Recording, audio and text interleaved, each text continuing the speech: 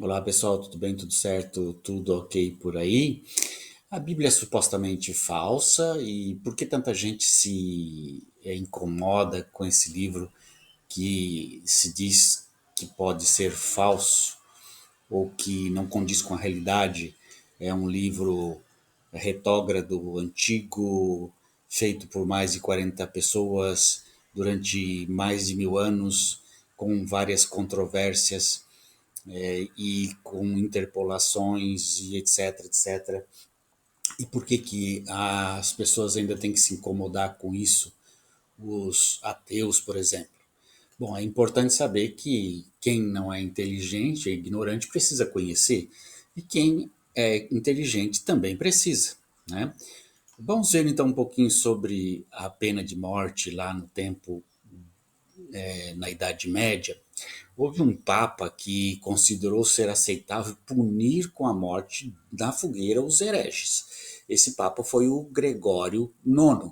Durante seu pontificado, ele editou bulas como Excomunicamus et Anathematizamo-nos em 1231, que já previa a pena de morte para os hereges. E em 1233, com a bula Licet ad Capientus, autorizou os inquisitores dominicanos a agir contra os hereges, entregando os autoridades civis para a aplicação da pena, que poderia incluir a pena de morte na fogueira, conforme o direito canônico da época. Assim, a pena de morte na fogueira foi restabelecida e aplicada com base nas leis impostas por sua autoridade papal, em conjunto com o Tribunal da Inquisição, que ele centralizou sobre a ordem dos pregadores dominicanos. Tendo o objetivo de convencer e converter os hereges, ou em última instância puni-los severamente se persistissem na heresia de não acreditar no Deus da Igreja. Agora adivinhe onde este senhor cheio de amor cristão no coração foi inspirar para fazer esse tipo de coisa. Onde Gregório se inspirou para pensar em fazer aí essa bula papal autorizando a Inquisição. Pois é, ele foi buscar textos bíblicos para autorizar isso, né? Ele se inspirou no Velho Testamento para justificar a aplicação da pena de morte aos hereges. É isso mesmo. Na época medieval, a interpretação do Velho Testamento servia como base para legitimar as punições severas contra aqueles que eram considerados desviados da fé cristã oficial, incluindo até aqueles que cometiam heresias, que não concordavam com certas normas da igreja.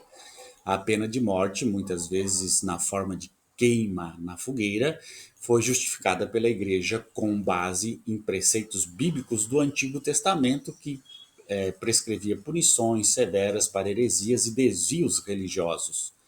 Essa inspiração do Velho Testamento contribuiu para a severidade dos métodos adotados na Inquisição, formalizada por Gregório IX no século XIII. Combinada com a preocupação da Igreja em manter a unidade e a autoridade religiosa e, e social, agora vamos entender que a Bíblia não é um livrinho qualquer. Todos os livros religiosos, Bíblia, Talmud, Corão, Bhagavad Gita, etc., influenciam muito as pessoas que seguem essas religiões. Nenhum desses livros pode ser encarado de ânimo leve, fácil. E você deve reparar que não estou aqui discutindo a Bíblia se ela é falsa, se ela é verdadeira. Não é isso que está em questão. E isso nem importa para o que estou aqui a falar. A Bíblia influencia os cristãos. Ponto final. Muitas das influências são positivas, mas também pode haver influências negativas, e são a maioria. Estou dando aqui o exemplo das Inquisições como uma das piores coisas que tivemos por aqui, e cuja ação foi inspirada na Bíblia.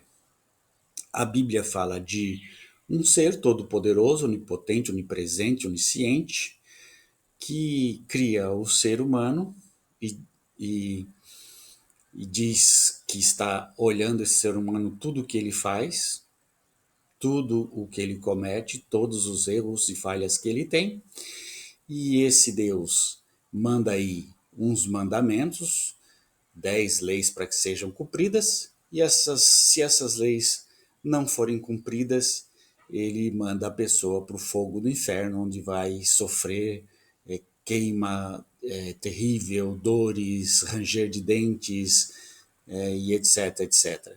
E no final esse Deus diz que te ama, né? Esse Deus diz que te ama e faz isso tudo por você. Ao mesmo tempo, esse Deus não sabe lidar com dinheiro e usa aí dos seus enviados, né? Dos seus apóstolos, dos seus pastores, dos seus líderes religiosos para cuidar do dinheiro, porque esse Deus onipresente, onipotente, onisciente, não sabe lidar com dinheiro e, e não sabe lidar com suas riquezas. Esse é o Deus que está na Bíblia. Você acredita nisso? Coragem, ateísmo. Um abraço. Tchau, tchau.